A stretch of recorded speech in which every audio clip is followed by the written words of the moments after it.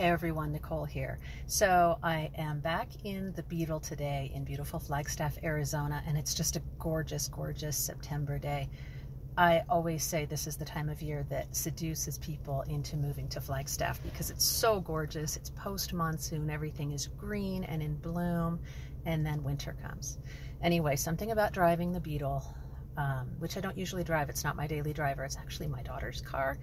But she doesn't have it while she's at college, so I do drive it occasionally just to sort of keep it going, keep things sort of lively. But something about being back in this car reminds me of all of those Beetle commuting videos that I did I think it was last spring and fall while I was commuting to one of my teaching jobs. And that job has started back up now that summer has ended. And it reminded me of something that I really wanted to talk about on the channel. I hope the audio's okay. I left the house today. I didn't bring my little lapel mic. I ran to the gym. I'm just kind of post-workout going to go get some lunch here soon. But I wanted to do a quick video about a response I received from a writing student. If you're new to the channel, welcome. And also, if you're new to the channel, I am Nicole McInnes. I am an author. I own a very small boutique publishing house called Altitude Press. And my day job, I am a teacher. So I work almost exclusively with university writing students, from undergraduates all the way up to the MFA level. So I work with creative writers, very serious writers who actually are doing writing as a career, or they have a career that is very writing adjacent, many of them teachers at the master's level. And then I work with undergraduates who are taking creative writing as well, but most of them are not really setting out to become writers. I'm going to turn on my AC here. So I had a response from one of the writers I work with, who is an undergraduate and not in a creative writing class, because I also teach composition type classes. It's really my first love as a teacher, and I find it comes very naturally to me. I have a school that does these classes very, very well, and I've been with that school for years and years and years. Talk about a writing adjacent career. It's just been wonderful. So I was one of these undergraduate students, and while this is not a creative writing class, there is one assignment where students are asked to write it's more of a narrative type piece.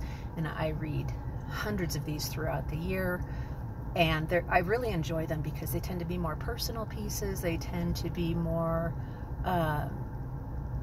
just grounded in who the student is. So this one student wrote a piece that it sort of knocked my socks off. It was really good. And not that that's completely unexpected. These are often really nice pieces to read. They're fun to read. But this one was actually really, really good. And in a short period of time, the student managed to nail pacing, voice. I was immediately hooked from the first sentence and all the way through. They really kept up this great momentum. And so in my feedback, I graded the assignment, and in my feedback, I said something like, wow, you have a natural voice for this, or you have a natural talent for this, or something. It was a little bit of an offhanded comment, because again, this isn't the main gist of the class. I got an email from that student a few days later, and the email, not in a harsh way, but it was basically like trying to call me out. And basically the student said, did you mean that? You said I had, again, I don't have it in front of me, but it was, you have talent, or you have a natural ability for this, or you have a gift or something. And basically the student was saying, did you mean that? As if, don't mess with me. If you didn't mean it, please don't give me empty praise. And then the student went on to basically say, I ask because I've always dreamed of being a writer. And it kind of gives me chills to think back on that email, because I was a little taken aback.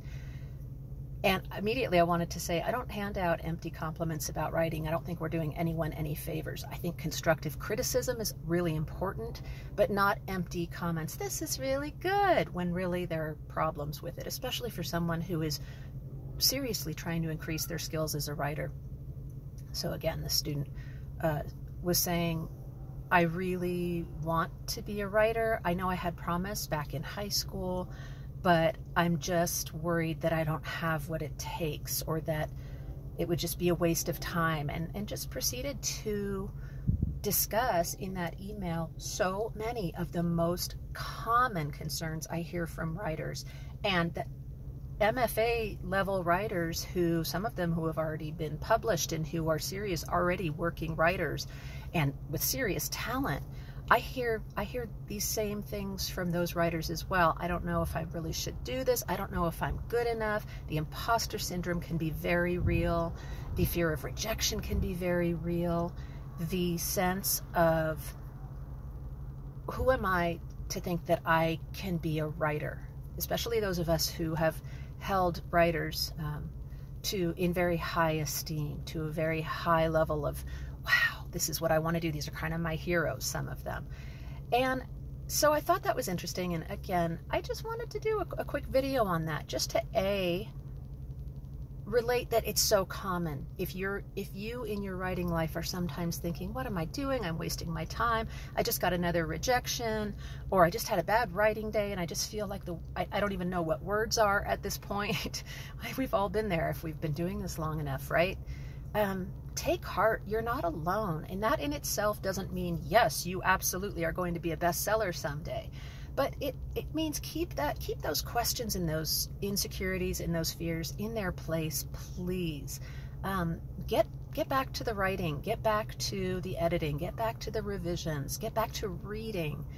And it's okay to have those. It's normal to have those. Even if you are a serious writer who has had some success or much success, it doesn't just go away. It's part of the deal. And you know, the sense that sometimes I think that we need permission. We need someone to say, this is really good. You're really good at this. You have talent. You have skill. That's also real. It might not always be realistic. However, there might not always be people lined up waiting to tell us that. But be willing to share your work. Be willing to have other people look at it and give you an honest opinion. Even if some of that honest opinion might be, hey, here's where I think this could be strengthened. But also, you know, here's what I really liked about this.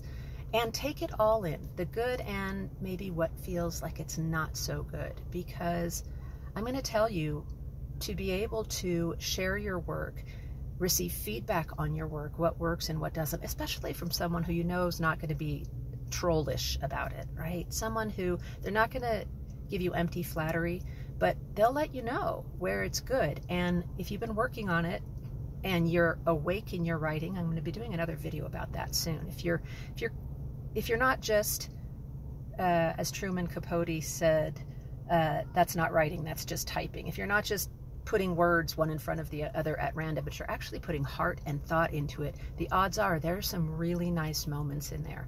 That's what I saw with that student, and I relayed some very, very genuine praise. I didn't really realize how much to heart that student was going to take it, and I'm glad that student did take it to heart. And in my response, I relayed that, just, yeah, this is not empty praise, that there's something here.